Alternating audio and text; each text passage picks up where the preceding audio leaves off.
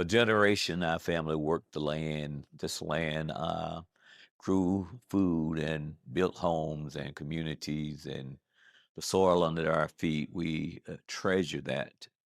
But going forward, we often did not have the resources and the material, the tools that were needed to do it, but we made it work anyway.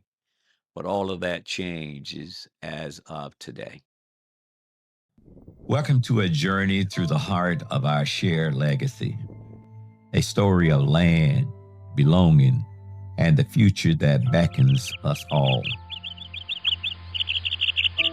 Today, we uncover the vital truths and challenges faced by Heirs property owners. Imagine the legacy of land passed down through generation, a connection to the earth that holds untold stories. As we soar above these landscapes, we see the potential for growth and renewal.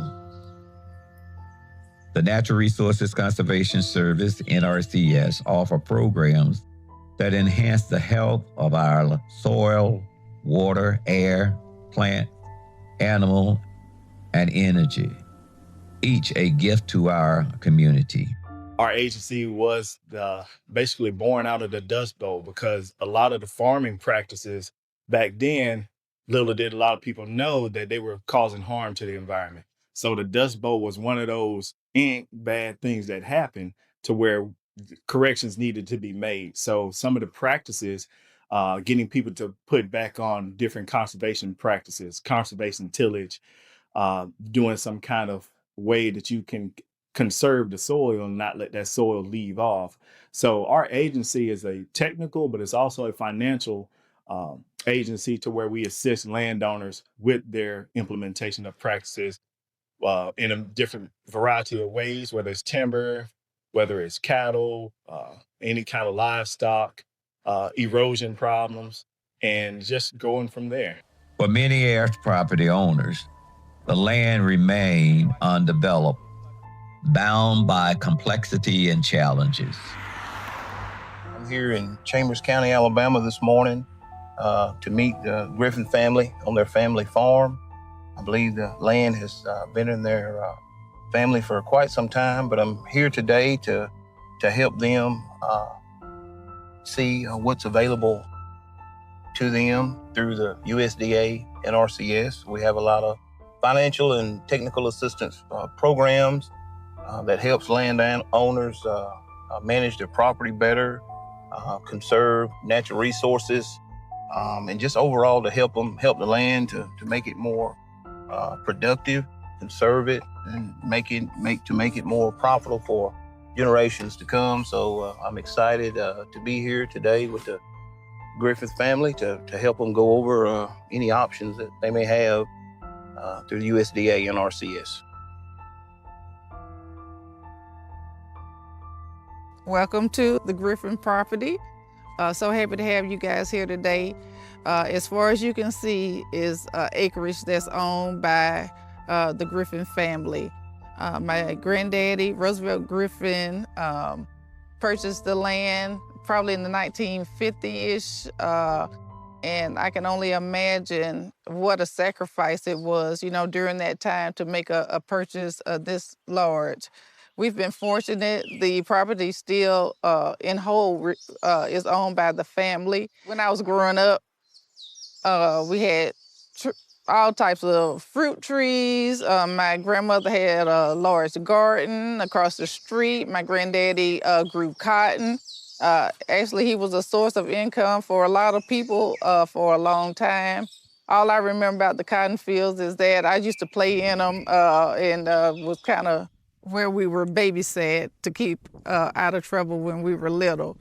But one thing I wanted to mention is when my mother was living, she used to walk the whole property.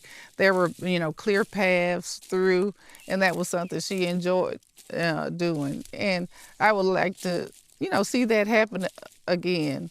Our legacy is so strong. And again, I'm so proud of our family for just keeping the land in the family.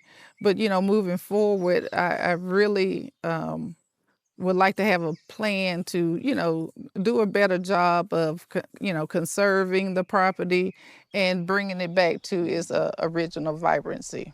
My primary job is administering and managing grants and agreements.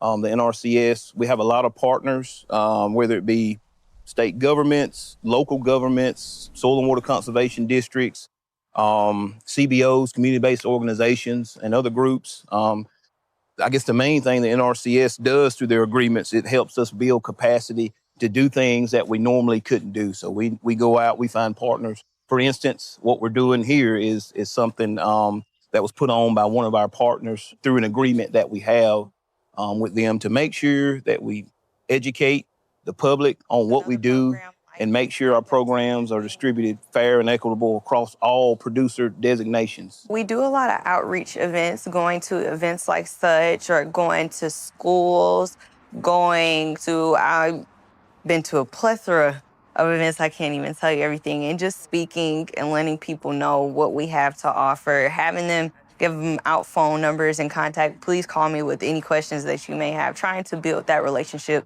so that they can, in turn, trust what you are telling them. I had been looking into the possibility of farms or doing something rather than land just sitting there and not being used. What NRCS does is voluntary and it's based on the landowner's objectives. Okay. Where do you all see your place going? Where do you want to see it going? What is your needs? Recreation? Do you guys just want to hunt? You want to fish? Okay. Or do you want to I guess, try to manage the land from a production standpoint? There are kind of two options or two programs that I think that would fit you guys best. Number one, we have the EQIP program, or the Environmental Quality Incentive Program. EQIP stands for the Environmental Qualities Incentive Program. So basically what that program is we're helping you install a practice to meet a resource concern. So example of that is you may have cows. They have a pond that they drink in, they poop in, and that's just not what we want to see as a conservation service. So your concern is providing water for the cattle. How can I provide water for the cattle? Well, a well is a way that we can do that. So we help cost assist on that well to where now you not only have a well and water for the cattle, we're putting you in a better operating situation to where you're rotational grazing. Now these cows are going in different paddocks, and that helps their health. That helps them be better as far as clean water to drink. So there's ways that we can kind of tell people upper level step to getting the cattle in better health. So those are some of the practices that we help with. And there's a whole host of other ones too. Based on what I've seen in the condition of some of these loblolly pines, it's definitely time to have a first thinning. Sure. And we do have that practice in EQIP. It didn't seem like there was a lot of undesirable species under the understory that could cause any problems or issues. So maybe a thinning, come in with a burn, fire breaks to kind of help you manage that property better, to help you guys get to the end game over there, which with loblolly pine is clear cut and replant. So that's the EQIP program. The other program that I wanted to discuss with you guys today is the CSP program. It's the Conservation Stewardship Program. Now, it's got some of the same concepts as EQIP about helping do practices, but it's a 5-year program, and it pays a base payment for what you already have out here on the landscape, but it also pays an additional payment for what you choose to adopt to do. For instance, the burning, thinning, it's even got provisions in there for replanting, pollinator habitat establishment, nesting boxes, wildlife structures, food plots. There's just a myriad of different types of enhancements that you can do under the CSP program. I think there's a lot of potential here, and there's a lot of programs that NRCS has that I think that could benefit the family greatly. So I've enjoyed my time here today and the family sharing their place with me, and most of all, hearing their stories and sharing the legacy of the place and how they've held on to it over the years. So that's nice and refreshing to see. And it's also nice to see a family in unity and trying to manage the land. Discover the pathways of preservation and prosperity through the NRCS. Programs like the Environmental Quality Incentive Program and the Conservation Stewardship Program offer guidance and support. Imagine the possibility for your land, whether urban or rural, as we delve into these opportunities. Rights to develop and farming. Through partnership and outreach, we build bridges of understanding and trust. The NRCS commitments to property owners shines, fostering relationships that nurture and sustains.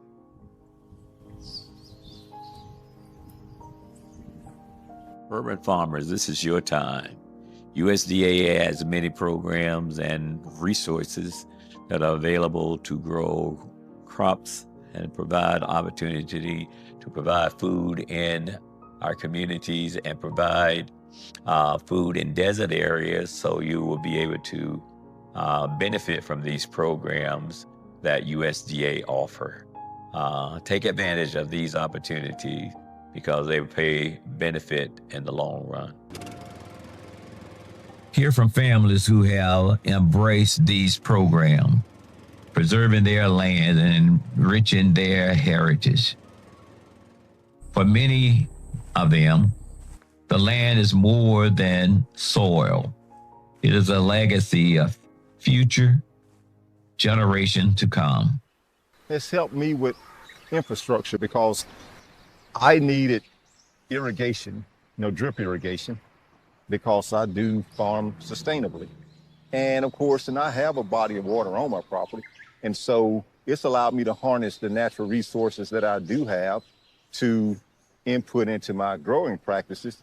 And of course, and it's also enabled me to secure my place for my small ruminants through fencing projects and things of that nature. So Equip is, in essence, helped me with infrastructure. Environmental Quality Incentives Program, I think that's what the EQIP stands for. Now, of course, the Equip program is there to help farmers like me, like others that have already started farming and been farming for at least, and been producing something for at least, I think the requirement is 2 years. And of course, and those various programs, they are there to help you to harness the natural resources that are around you. They've got various other programs that help harness natural resources. But of course, the ones that I've been particularly, able to tap into were the Equip as it pertained to building my infrastructure for drip irrigation, the trenching, the piping, and all of that to get water from, my water source, from my surface water and my groundwater, because you have groundwater and you have surface water. Groundwater is what wells come from. Surface water are your lakes and your ponds and rivers and those things. So I have surface water and I have groundwater. So it's enabled me to take advantage of those water sources to be able to grow my products. So any information, anytime you can put out information regarding these programs, it's very helpful. And of course, in organizations like us, we're happy to share this information, with what we're doing here and anything like that, because the more people know about it and the more avenues that they have to find out about it, the more likely they are to take advantage of it for livelihood and prosperity. And of course, and the byproduct of that is that local economies are strengthened, particularly, the economies where we live and work and all of that. And so what we're doing today, some of the programs we've been able to take advantage of today enable us to bring farmers markets to food deserts, low to moderate income communities, and also to get food from our rural farms to other food businesses because of our capacity to grow more food. And where, of course, urban farms are also a part of our food system because it's local, and of course, and it's a way to get this local food onto the plates of many of our residents. A lot of people are kind of nervous about coming in, thinking that they have to have a certain acreage requirement. The NRCS and all USDA, there's no minimum acreage requirement. So if you're in an urban setting and you want to put in maybe a a high tunnel to start, a garden, that's definitely something we could look at. Rural communities, even if you are in a rural community and you only have a half an acre tract, we can help you out there as well. So there's no minimum acreage requirement. Essentially, so the main difference is you're not really heating a hoop house. You're just it's really just to kind of help extend the growing season. With a greenhouse, you could grow and you could heat it and insulate it and all that. But with a hoop house, you're really just extending that growing season a couple months. And so that's the main thing, just extending the growing season for some vegetables. It's one of the first contracts I ever did with the NRCS, and this guy had inherited about 100 acres from his grandfather, and he was doing it the way that his grandfather had done it, and he had been doing it for about 2 years at this point when he called us. And he said, "Hey, Tristan, I'm farming dirt out here. My cows are eating dirt. I can't keep grass growing, and I'm fertilizing every year, and I'm trying my best, and the grass isn't growing." And so we get out there and we're looking, and first thing off is he's overgrazing. He's got too many cows on his property, or on a specific pasture. And so we got to looking, and he was watering out of a pond, and the pond was dirty, and there was a lot of erosion happening from the cows getting in there. And it was just, it wasn't necessarily anything he was doing wrong. It's just, stuff his grandfather had done and he'd seen him do. So that's how he knew to do it. So we took a step back and we looked at the whole farm, and I said, "Hey, man, you're really going to have to reduce some numbers. We got to get that stocking rate down, because this grass, no matter how much you fertilize it, the cows they're out competing with the grass." We put in a pipeline system for them with municipal hookup, and put in some watering facilities, put in some HUAs, heavy use areas, and set up water within each paddock that we set up, and we fenced out that pond because the cows were just being really detrimental to the pond. And so we got all that set up, and it was a big contract, and he was kind of nervous, but we were with him every step of the way. It was, like I said, it was my first one, so I was really, gung-ho to help this guy, because it was really close to home with, it just, like he said, farming dirt, and I've heard that multiple times before. And so seeing him, and he put all of it in, and he's doing really good now. So. Yeah, I remember when Dad used to plow these fields and till this land and grew crops, and man, it just felt so good to see him out there doing that, and we would just love to see it continue to go on, know. And we had cows, pigs, chickens. I mean, to see him work this land, man, it was just amazing to see. So one man his age, it sure was 70-something years old, still out there doing all those things. So, we need to keep his legacy going, to try to improve the land and make some positive things happen for it. We saw him doing so many great things, and we just need to continue to strive to do those things. We like to say anything with federal government is always alphabet soup. There's always acronyms for everything. But CTA is Conservation Technical Assistance, and that's really our bread and butter. At the end of the day, we're here to help farmers and landowners kind of help, conserve their natural resources. And a lot of people are kind of nervous when they get to talking about money and, money within the federal government. And, we can definitely help with that. But at the end of the day, we want to help, provide technical assistance to you on your land. And so what that does is, before any eligibility stuff is, handled and all that, we can come out there onto the property, and we can do a field visit, and we can walk the property with you, and just go ahead and establish that relationship. And that allows us to put our eyes on the property and get an idea of what you're looking at to do. Are you wanting to look at it from a timber market standpoint, if we're looking at it, a timber stand, or are you really just wanting to look at it for wildlife, promoting wildlife? And so we can offer, it still ties in with our practices, but it's not necessarily has a dollar amount on it. So we would come out, look at the property, and then we can set up what we call a conservation plan for you. And that gives a timeline of some practices that would be beneficial to kind of help conserve soil and water and animals and all the natural resources. And so that's just kind of, we always have to have a conservation plan if we do any programs. So that's always step number one, but that is something that could just be the final step. It doesn't have to, we don't have to go program route if you are worried about, the money and tying money into something to, to change the property. We can just do some technical assistance to help you get started in the right direction. Well, I remember, I'm the second oldest grandchild out of 35. There's 35 of us. And when my Uncle Marvin left back in the 60s, it was on me, you know, to help Daddy do stuff, because Dad took me and my older sister to raise on as his children. And, you know, and y'all came on a little bit later. But when my term was over, guess whose turn it was? Mine. Yeah, exactly. It was yours. Yeah, that's right.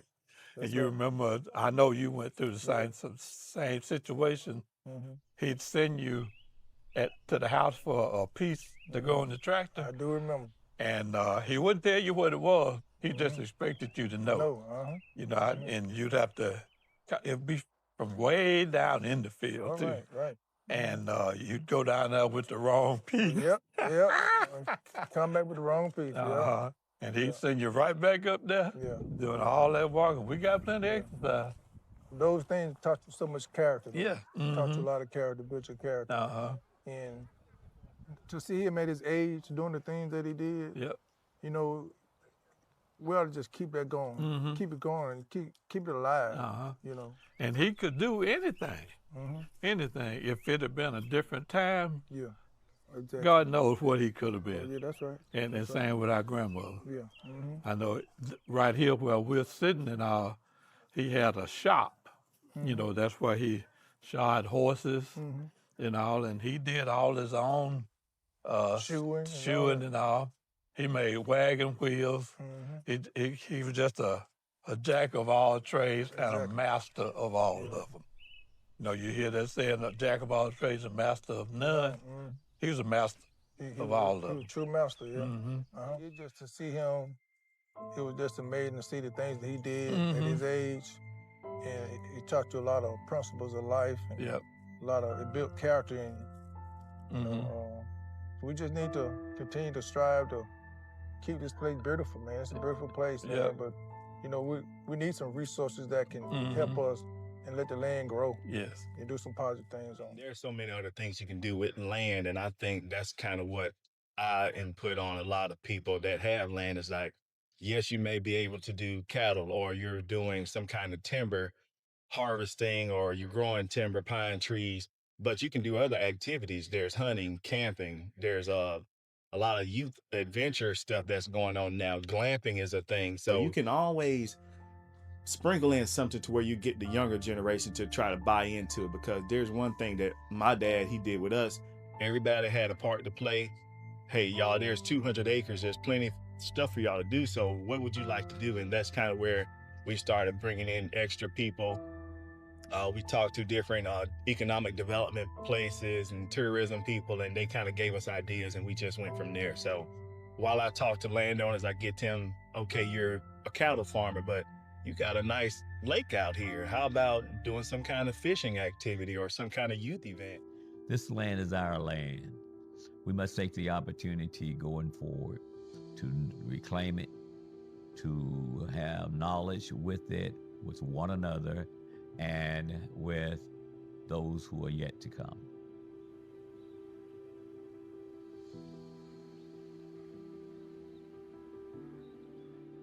Join us on this journey. The path to assistance is paved with steps. Connecting your local NRCS office, attaining a farm service number, and creating a conservation plan tailored to your vision. Let us help you cultivate a future that honors your path.